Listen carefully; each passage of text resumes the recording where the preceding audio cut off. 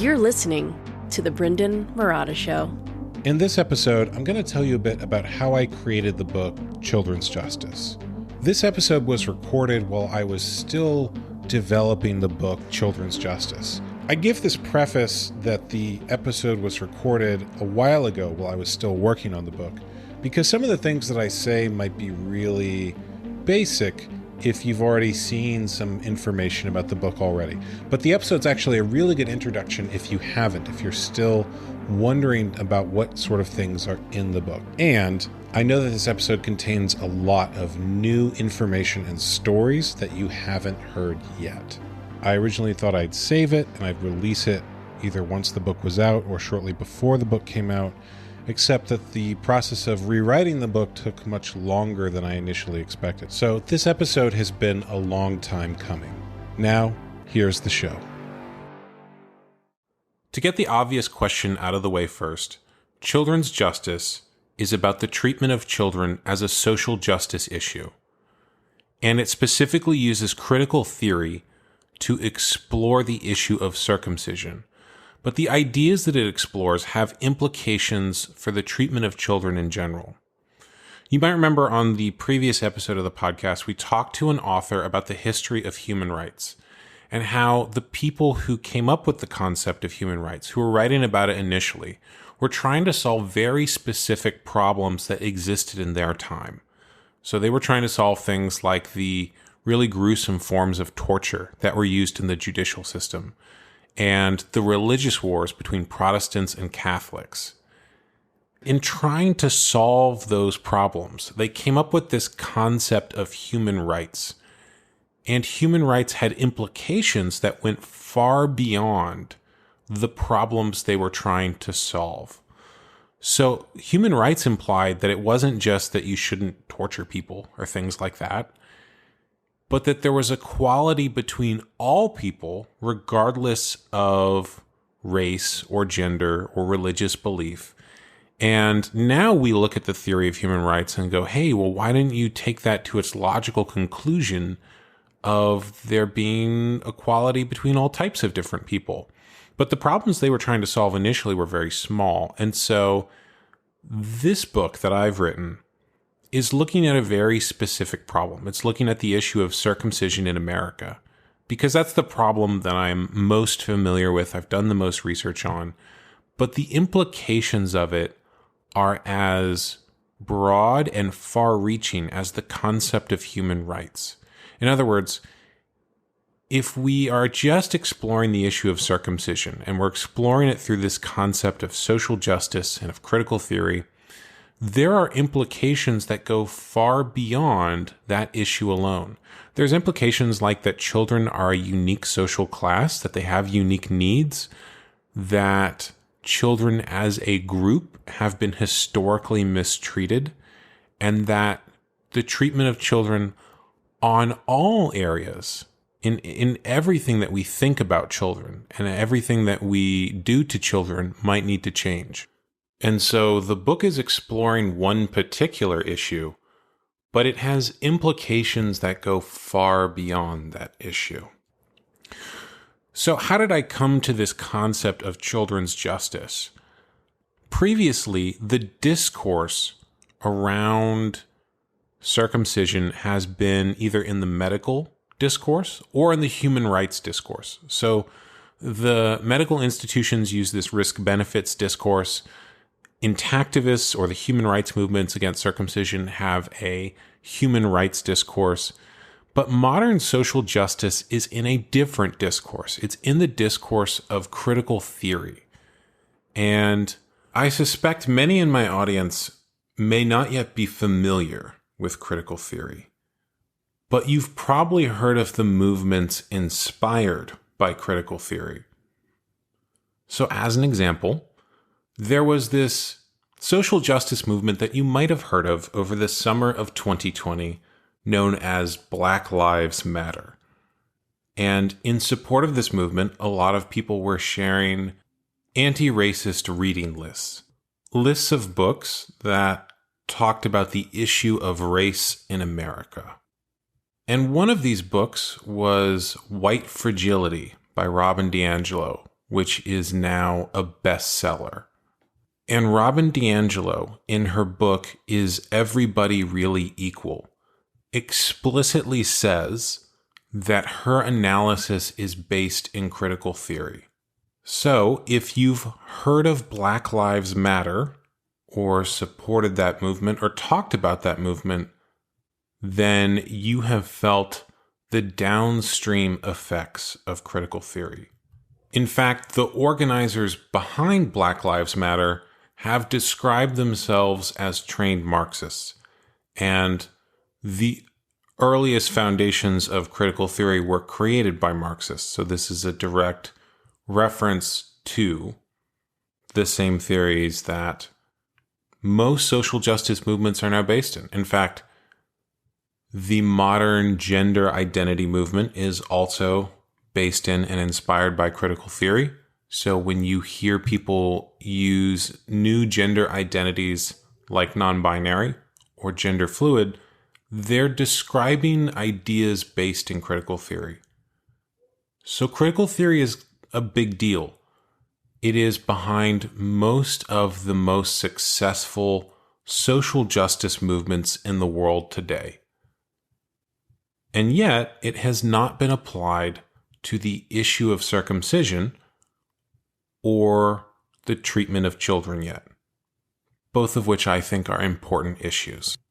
Now, to be clear, when I talk about critical theory, I'm not just talking about the historical movement, but the way that critical theory is used in modern social justice movements.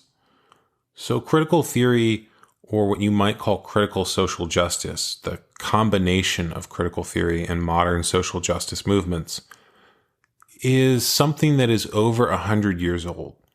And it includes the Frankfurt School in the early 1900s, which founded the movement. And it includes Michel Foucault and various French postmodernists like Baudrillard and Derrida. And it includes modern thinkers who applied those theories to identity issues like race and gender. So people like Kimberly Crenshaw, Judith Butler, the various critical race theorists, and then modern people like Robin DiAngelo and Ibram Kendi. So it's nearly 100 years of ideas and thinking and theories. And like any movement that's over 100 years old, it's going to include a broad range of perspectives. But when I talk about critical theory or critical social justice theory, that is what I'm referring to.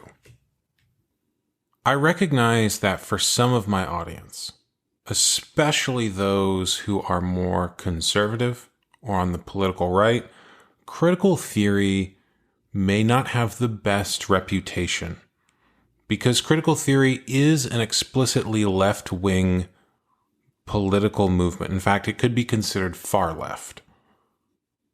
And it's not something that I would have thought about or thought of applying in this way if three things had not happened.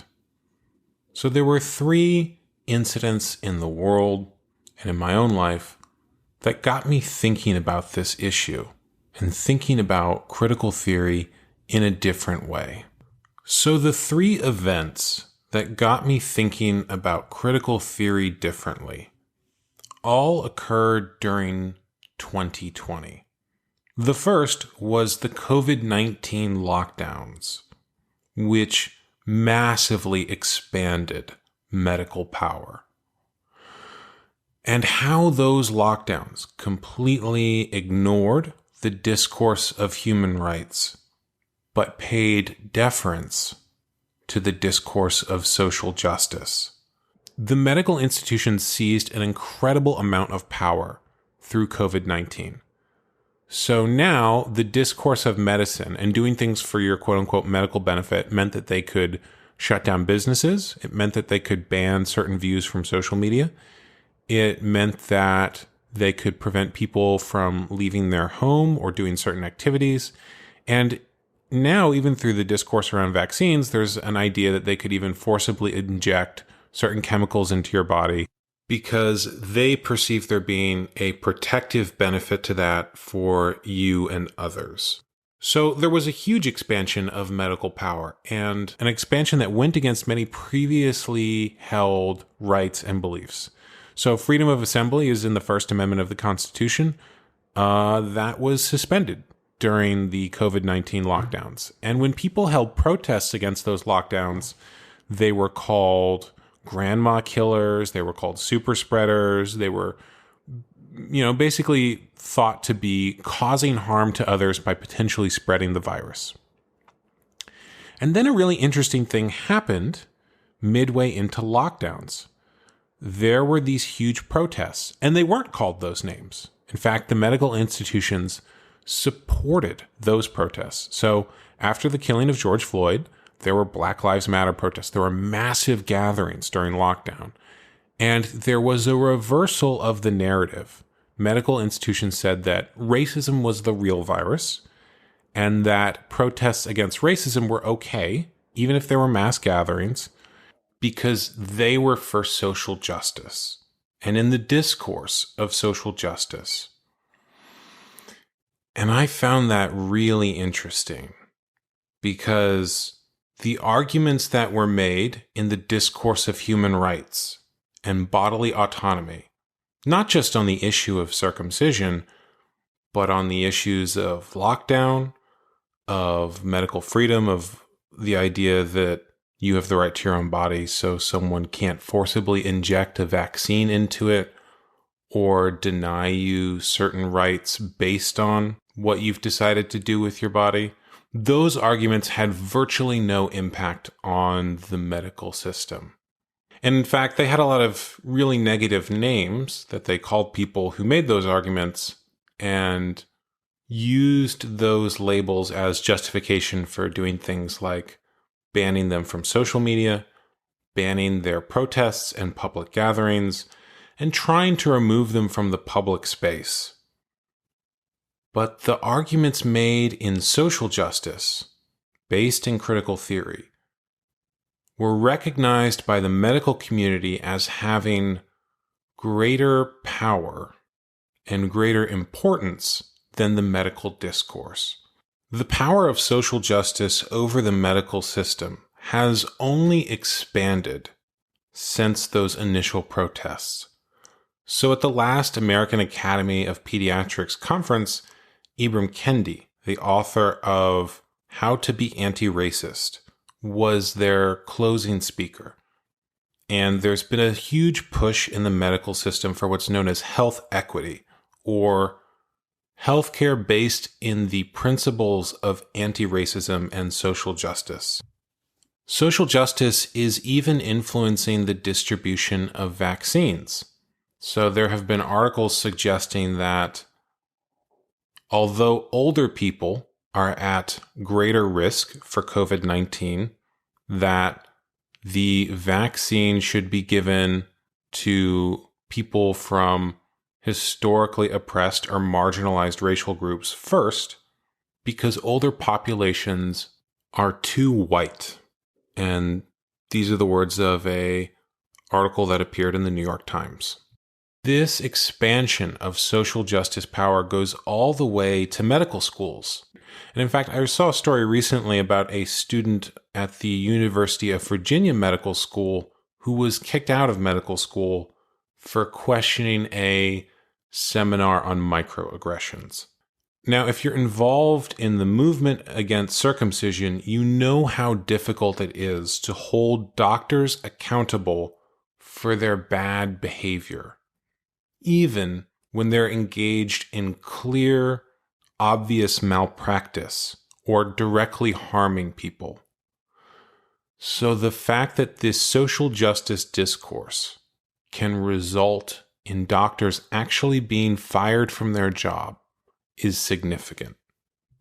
And I remember thinking, after seeing the expansion of medical power under COVID-19 and the failure of the human rights discourse to stop it, and then the success of the social justice discourse, I remember thinking, why are we making the argument in human rights if it's clear the people we're talking to don't care about human rights, but they do care about this social justice discourse.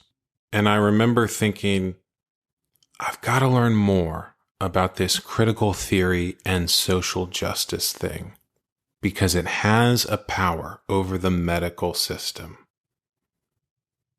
And so that was the first incident that got me thinking about critical theory and social justice in a different way, and starting to think about the idea of applying critical theory to the issues that matter to me, namely the treatment of children and the issue of circumcision.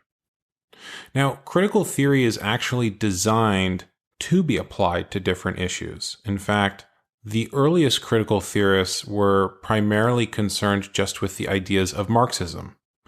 And it was only later thinkers that began applying their ideas, combined with some ideas from French philosophers and postmodernism, to identity issues like race and gender. At its core, critical theory is a way of analyzing power and social constructs. So it's actually designed to be applied to different issues. It just hasn't been applied to these issues yet.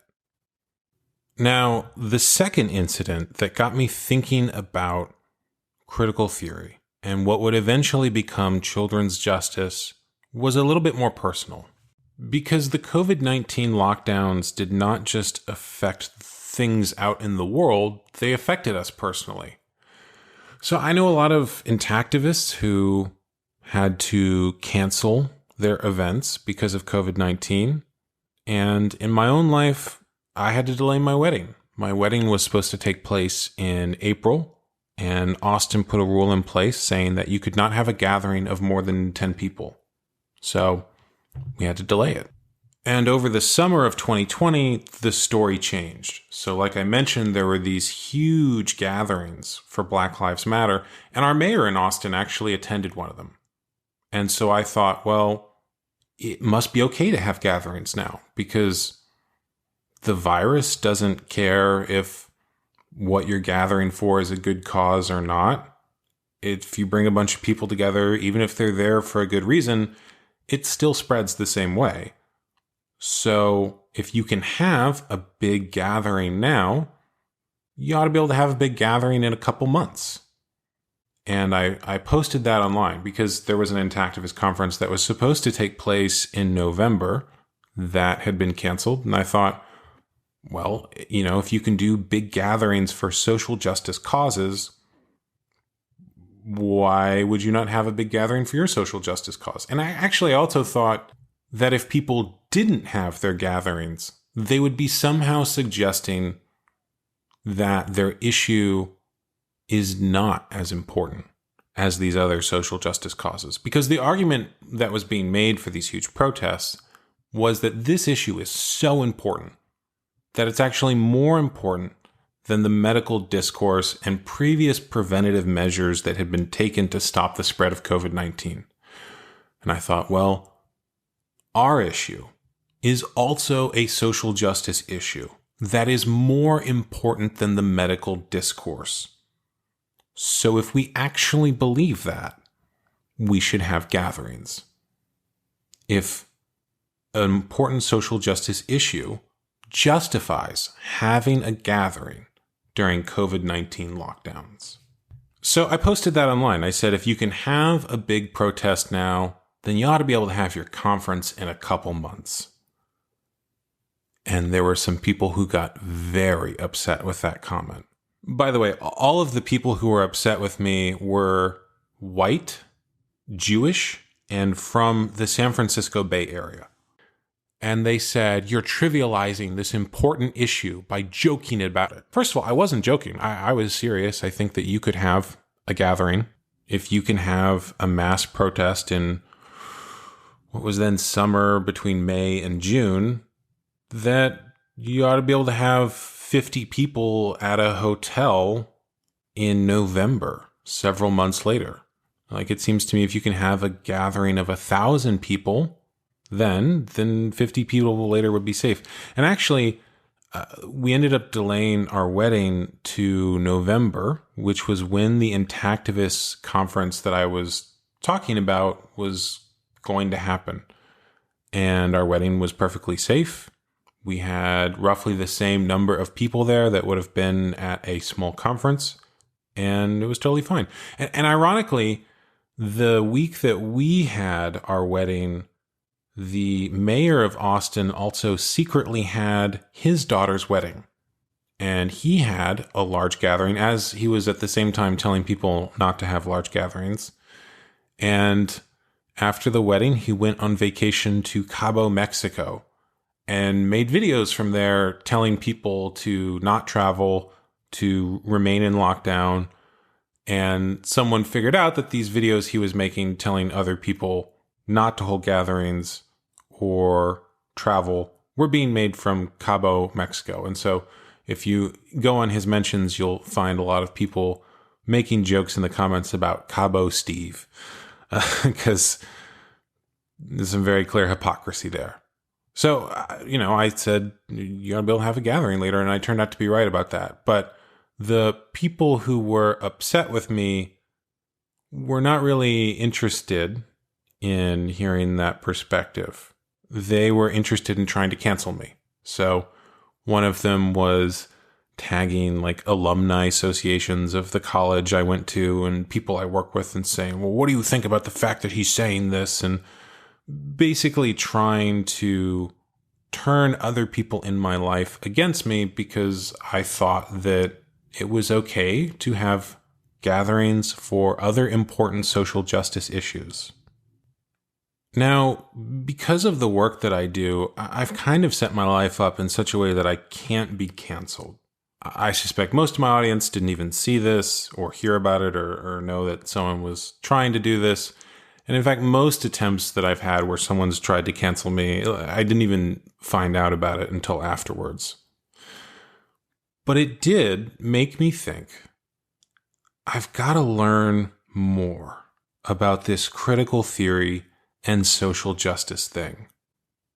Because the legitimacy of this important social justice issue of how we treat children and circumcision depends on understanding this discourse. Because the people trying to cancel me did not understand the gatherings that I was talking about as an important social justice issue. They saw one social justice issue as being very, very important, and the issues that were important to me as something that they thought they could actually cancel me for trying to talk about. And I noticed other intactivists cave on this issue.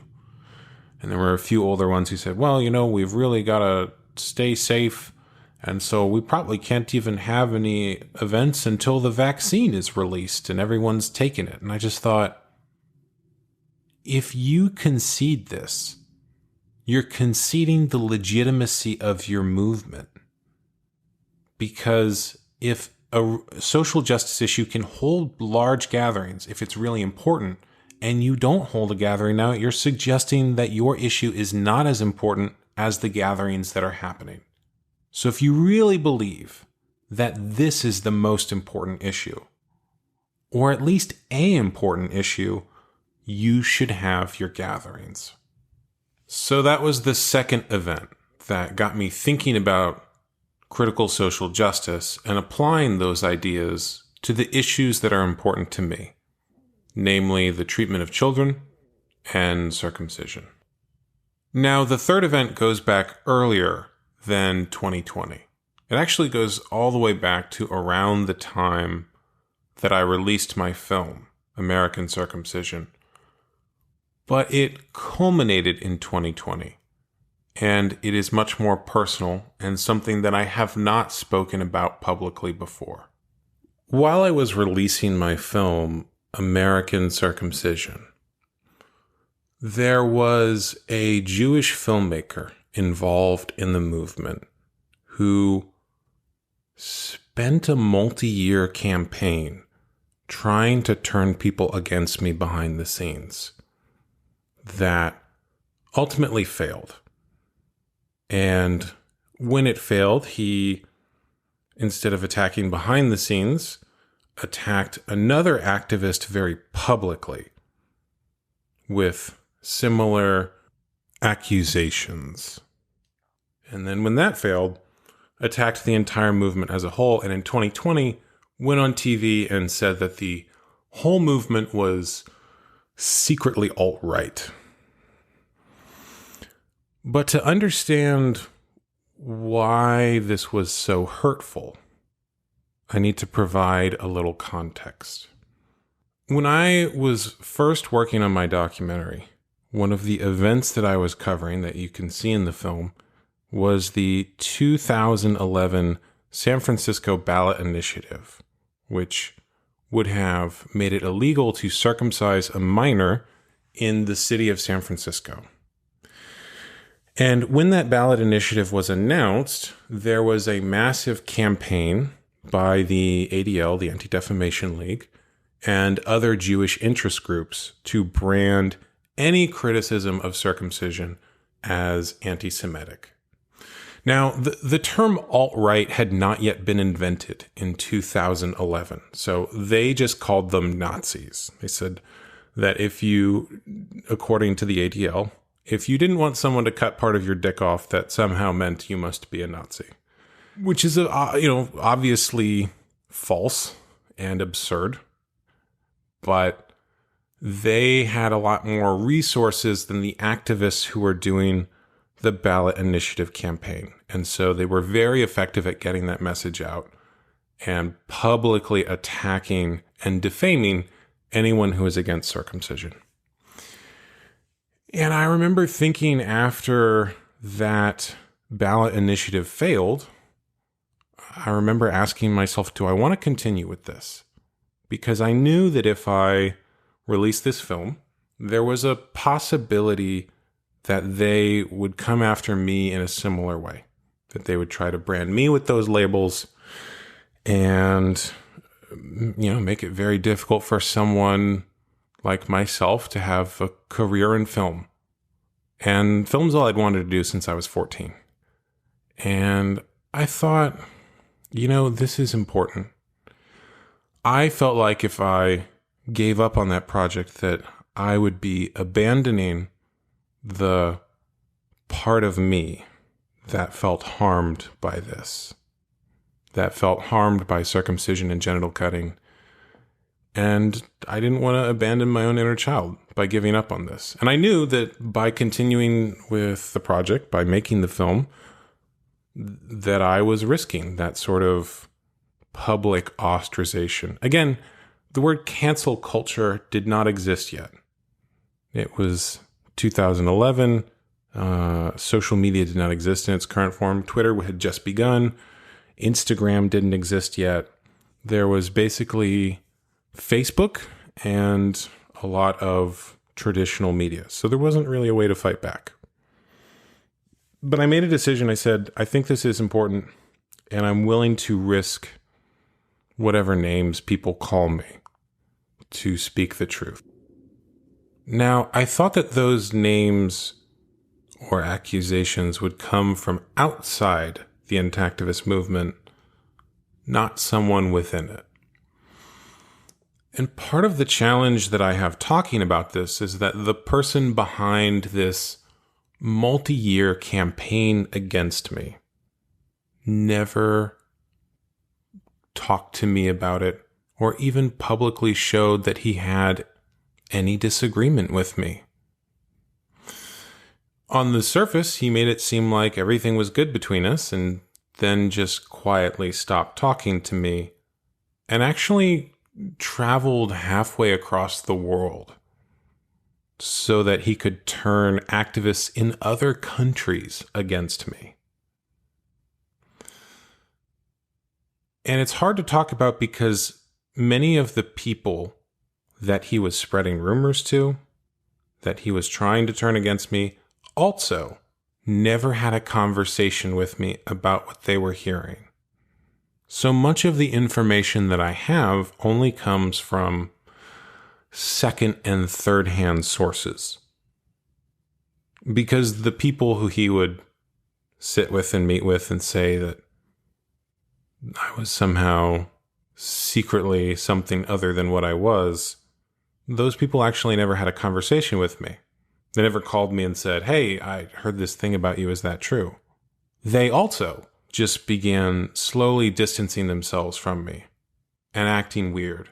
And they were doing this at the time that I was releasing my film. So it was really bizarre to me because I'd say, "Hey, I've got some really good news. The film is, hitting this milestone. It's coming out in this film festival." And I get these sort of weird, like, "I don't know if we can associate with you" type replies. Or we'll think about if we want to participate in that. And I'd think, what are you talking about? Like, this is the biggest media thing that's ever happened to your movement. Why are you acting weird? But I didn't know that there was a Jewish filmmaker who was meeting with them in private and telling them that I was somehow a secret Nazi, and if they associated with me, it would destroy their movement. And that really hurt me, because by making this film, I was signaling that I was willing to handle those kind of accusations to do the right thing. And I realized that a lot of people who were involved in the movement were not willing to do the same thing for me, or the issue they claimed to care about most. They were what I would now understand in the discourse of critical theory as fragile, but what most people would colloquially call cowards. And once I learned about that, I remember thinking, I've really got to learn more about this social justice and critical theory thing, because that was the discourse that was being used against me. Now, one of the things that I learned was that this fragility, this fear of being called racist, is actually one of the worst forms of racism. Robin DiAngelo's term for it is white fragility. And Ibram Kendi, in his book, How to Be Anti-Racist, talks about how trying to frame yourself as not racist is a sign of racism. And later, when I learned about what this person was doing behind the scenes, I had someone say, "Well, why don't you just come out and say that you're not racist?" And I thought, that's actually what racism is in the discourse of social justice and critical theory. So the moment you say, "Oh, I'm not racist," you've walked into the trap. And now people are having a public discussion about whether or not you're racist, rather than all of the things that I wanted to talk about. I wanted to talk about the release of my film and the awards we were winning, the success we were having, the importance of this issue. And so I made a choice that was very similar to the choice that I made when I began working on the film.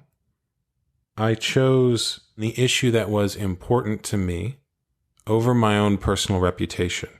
And I decided, if there are a few people in the movement who are so backstabbing and gullible that they'll actually believe this, I'm willing to let them engage in whatever they're doing and turn a few people against me, if it means that my platform and my work remains focused on what's actually important, which is protecting children. And of course, that choice paid off. The film was wildly successful and seen by many people, and remains the most influential piece of media made on this issue. And most of my audience never even knew there was someone behind the scenes within the movement working against the film. Now, I am a believer in the idea that character is destiny, that the values that you hold and who you are as a person will determine in part what you experience in the world, and that what you put out comes back to you. So later, when this same individual who'd been working against me went on TV and said that the entire movement was alt-right, many of the same people who had heard the rumors that he spread about me and never directly talked to me about it were really upset. They're like, how could you say this about us? And I remember thinking, what did you expect?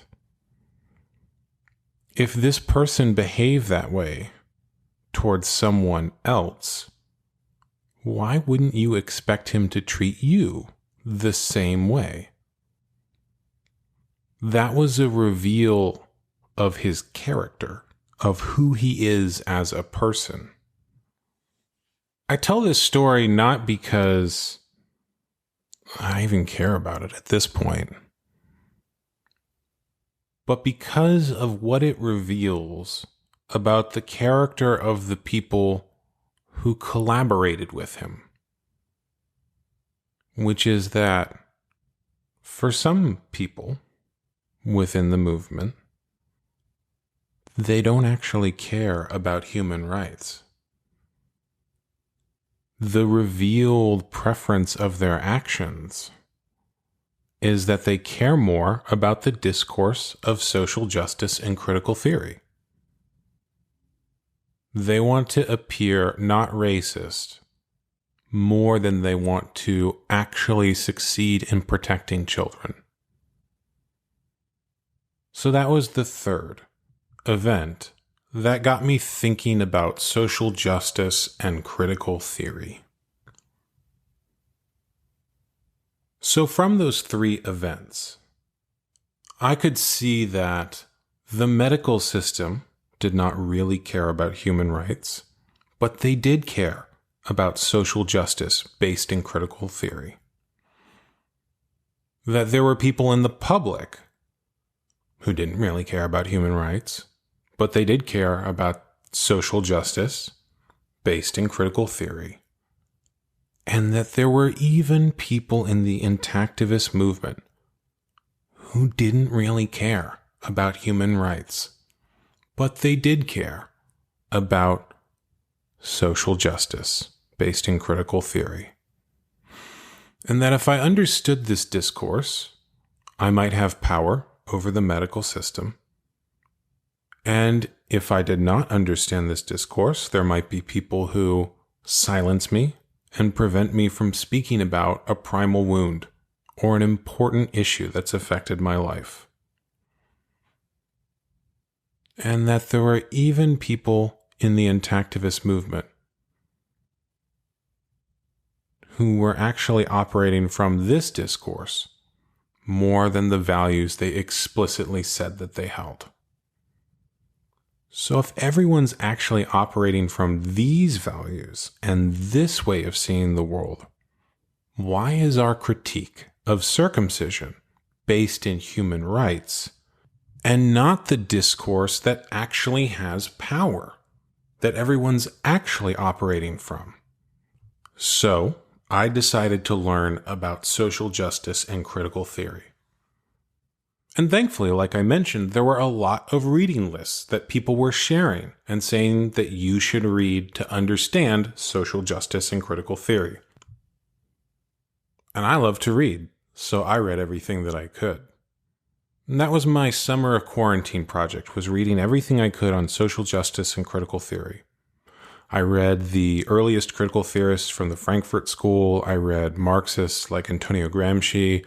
I read French intellectuals like Michel Foucault and Baudrillard and Derrida. I read the modern critical theorists who applied it to issues like race and gender, people like Kimberly Crenshaw and Judith Butler. I read very modern people like Robin DiAngelo and Ibram Kendi. I read everything that I could, and I discovered something that surprised me, which is that I love critical theory. I think it's brilliant. I can totally understand why this discourse is the one that has seized social power. And I think that might surprise a lot of people because initially I didn't feel that way about it. I think if anyone has an idea or discourse used to justify silencing them, that their initial reaction to that discourse or idea will be negative. So my introduction to social justice based in critical theory, or as it's popularly known, woke, was mostly white Jewish people from the Bay Area using that discourse to try to silence me and say that I couldn't talk about the issue that's important to me, namely circumcision, or that the way that I was doing it was somehow offensive to them, or various other attempts to silence my work or reduce the number of people that I could communicate with. And so all of my experiences around critical theory, around the modern conception of social justice, were people trying to use that to silence me or attack me. And so I associated it with that. And it wasn't until I started reading the actual academic literature that I began to form a different perspective. And I think it was Miranda Fricker's book, Epistemic Injustice, that made me realize there's something brilliant here. Epistemic injustice, there's a talk that I gave applying this concept to the issue of circumcision, which you can find in the members-only archives of the show. So if you're a member of the show, if you're a paying subscriber, you can go and find this in the archives. But that book is one of the best books that I think I've ever read, and was for me a turning point where I went from being skeptical of critical social justice theory to appreciating and seeing the value in it. You know, there's a whole genre in religious literature, especially Christian literature, of people who started researching Christianity in order to disprove it, and in the process of learning about it, became convinced of it and converted. And I had a similar experience with critical theory and social justice, where initially I was learning about it because it was a discourse that was used against me, and I wanted to be able to defend myself against this discourse and against people who would try to silence my work. But the more that I learned, the more value I saw in it. And I actually think that the discourse of social justice based in critical theory is way more powerful than the human rights discourse. I want to emphasize that what I'm doing now is different than the human rights discourse that backs intactivism, but it arrives at the same conclusion about circumcision and the treatment of children. So imagine for a minute, and I use this analogy in the book, imagine for a minute that you lived in the Middle Ages under the rule of the Catholic Church. If you were going to make an argument about circumcision or the treatment of children in that day and age, would you use the discourse of human rights? Probably not, because the Catholic Church wouldn't acknowledge human rights. Human rights as a concept would not even be invented for another 700 years. So you'd make an argument in the ruling system of the day, which is Catholicism or Christianity. And you could make an argument against circumcision based in Christianity. You would talk about how the Apostle Paul called it a mutilation and said it was of no value. You would talk about how the church fathers said it was unnecessary, and there's a whole tradition in Christianity saying that the big distinction between Christianity and Judaism is that Christians do not need to get circumcised. And you'd reference various verses in the New Testament saying that it's unnecessary. You might even reference Jesus himself saying that it's better for someone to have a millstone tied around his neck and be thrown into the sea than to harm a child. So you could make a very strong argument against circumcision entirely in the discourse of Christianity without ever mentioning the concept of human rights. Now, in our time period, the ruling hegemony, and hegemony is a word from critical theory that comes from the Italian Marxist Antonio Gramsci. The word hegemony is used to describe the ruling power, and not just the ruling power of who is currently president or in charge or the highest office in the land, but to describe the real power, the cultural power, the dominant force in society. So at the time he was writing, he would have described capitalism and the elites as the ruling hegemony, and the various ideas that they spread through society as the cultural hegemony. And so now the ruling hegemony is not Catholicism or the Catholic Church, obviously. It's critical theory. It's critical social justice.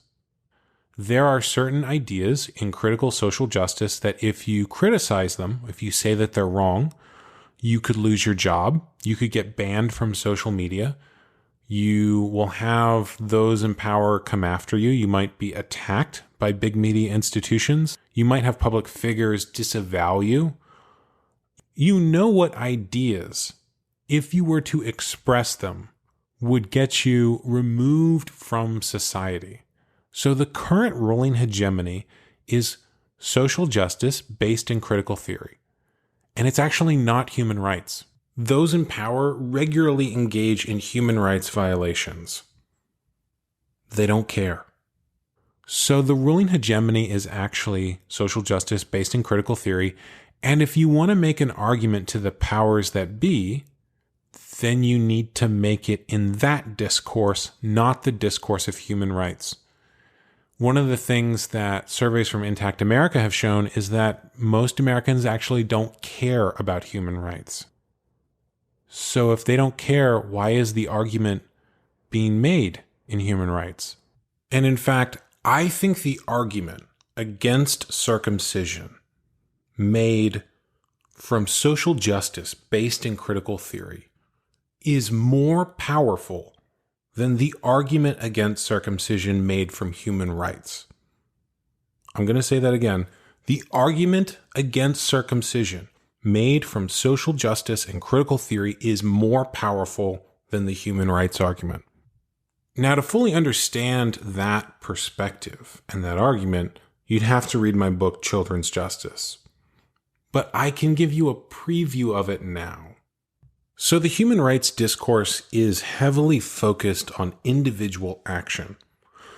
So if a doctor holds down a child and cuts off part of their body, that is a human rights violation. And in this view, if a parent allows that to happen, then maybe they're a participant in it, but it's also possible that they were just tricked by the medical system. But this discourse does not really have a way to talk about the larger systems that allow for this human rights violation to take place. So if a doctor holds down a child and cuts off part of their body, there's a series of larger systems that allow that to happen. And critical theory does not see people as merely individuals, but participants in larger social systems and social constructs. And there's a lot of things that happen around the issue of circumcision that the human rights discourse doesn't really know how to talk about. So if you've ever heard a parent say, "Oh, well, I would never circumcise my child, but I wouldn't tell someone else what to do," and that comment has kind of rubbed you the wrong way. The human rights discourse doesn't really have a way to talk about that because they're not committing a human rights violation, but they're also not really being an ally to the people who are harmed by circumcision. Whereas critical theory and social justice based in critical theory would suggest that there are larger cultural systems that person is participating in by making that comment. And that the issue with circumcision is not merely the individual doctor or person holding down a child. It is the larger social constructs that allow for that abuse to happen. And that if we want to end circumcision, if we want to end the abuse of children, we can't look just at each individual doctor or individual organization, but the larger cultural constructs and language and systems that allow for this practice to continue and perpetuate it. And so critical theory would suggest that a person who says, oh, well, I would never do that to my child, but I wouldn't tell another parent what to do, is still a participant in the system of circumcision and the language and cultural assumptions that allow it to continue. And it would talk about the person who hears that, who feels uncomfortable, as experiencing cultural stress from living in a culture that engages in this abuse. And it would suggest that the person responsible for circumcision is not merely the individual doctor or the parent or any one person, although they are individually responsible for their participation in that larger system. But the larger system itself is the thing that needs to be dismantled. And critical theory has a series of tools for analyzing power and for analyzing cultural constructs and social systems, and deconstructing the ones that are oppressive or no longer serve us. So I think that this critique is much more powerful, because if we just go with the human rights critique, there are a limited number of things that activists are focused on changing. Whereas from a critical theory or social justice based in critical theory perspective, there is an entire system of social constructs, of language, of institutions, of all sorts of systemic problems that can be addressed and changed. And they're not limited just to a few laws or a few specific institutions, but everything about cultures that are engaged in genital cutting. So like I said at the beginning, my new book, Children's Justice, explores the treatment of children as a social justice issue and uses critical theory to analyze the issue of circumcision. And although it is focused specifically on that idea, it has implications for everything about how we treat children. This book has been a year in the making. I started working on it the summer of 2020. When I began working on the book, first of all, I was working on a novel before I started it, and I thought that was going to be my next project. And then this book, Children's Justice, came to me and demanded that I write it. When I write a book or a film or any kind of project, I almost sometimes sense it as a external thing, something existing in the collective consciousness of humanity already that approaches me and asks me to write it. And this book was the most demanding ask of any project I've ever had. It literally interrupted another project and said that I need you to write me.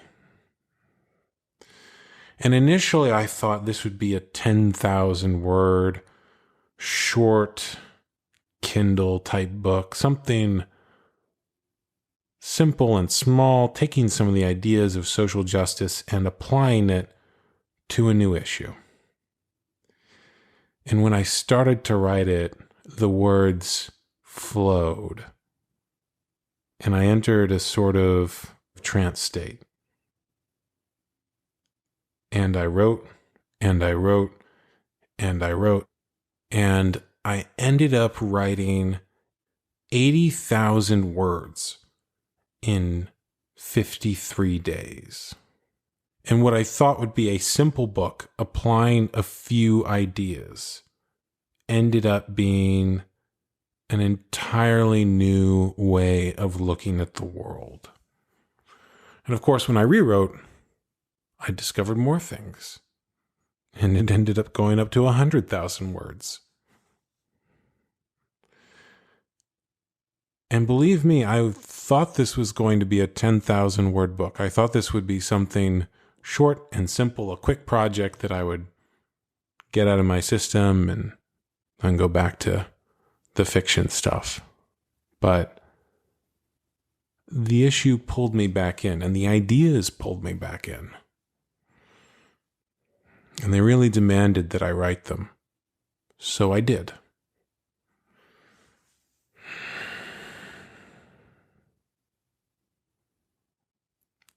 And I'm glad I did, because I think this book is really something special.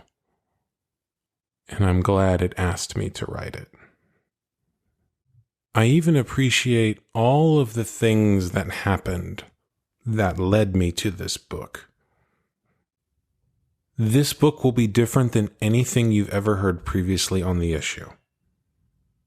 It is entirely new and unique, and if you are interested in children's justice, you can learn more on my website, BrendonMarotta.com/children's justice. Go there, there'll be more information, and you can find a link to BrendonMarotta.com/children's justice, all one word. You can find a link for that in the show notes. I'll be sharing a lot more about this in the future. It is 100,000 words now and has over 300 various academic citations in it. And like I mentioned, this book is different than anything else you've ever heard about this issue before. So thank you for listening, and I look forward to sharing more with you about children's justice in the near future.